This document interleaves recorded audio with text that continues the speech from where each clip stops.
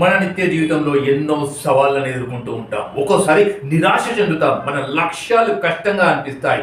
సరిగ్గా అలాంటి సమయాల్లోనే మనకు ప్రేరణ అవసరం, మోటివేషన్ చాలా అవసరం. ఇందులో ఒక 3 పాయింట్స్ ఉంటాయని చెప్తాను. ఒకటి, ఫస్ట్ మనకు ఉండాల్సింది ఆత్మవిశ్వాసం, కాన్ఫిడెన్స్. ప్రేరణ అనేది ఎక్కడో బయట నుండి వచ్చేది కాదు, మనలోనే ఉంటుంది.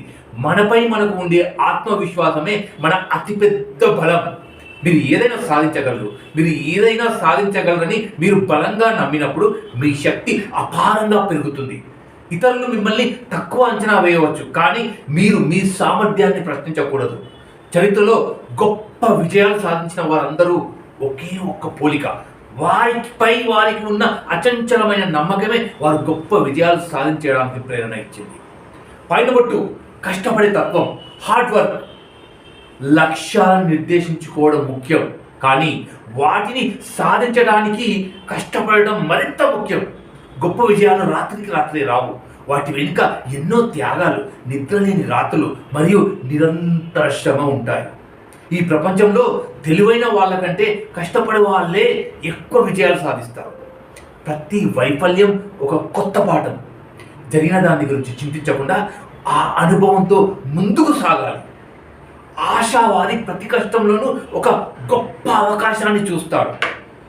మీ కలల కోసం మీరు ఎంత కష్టపడతారో మీ విజయం అంత గొప్పగా ఉంటుంది.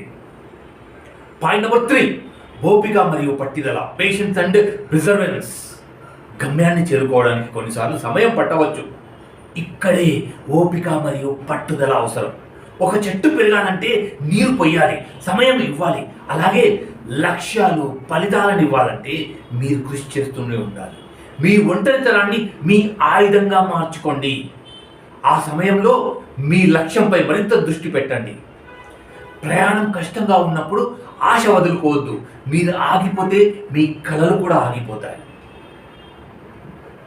చివరికి నేను చెప్పేది ఏంటంటే, జీవితం చాలా విలువైనది. ఇతరులతో మిమ్మల్ని మీరు పోల్చుకోవడం మానేసి మీ అసలైన జీవిత ఆనందాన్ని పొందండి. ప్రతిరోజు నిన్నటి కంటే మెరుగ్గా ఉండడానికి ప్రయత్నించండి. అది మీ నిజమైన పోటీ.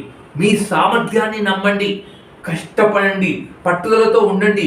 విజయం తప్పకుండా మీదే అవుతుంది. I wish you all the best. మీ శ్రీనివాస్ పెరుమాళ.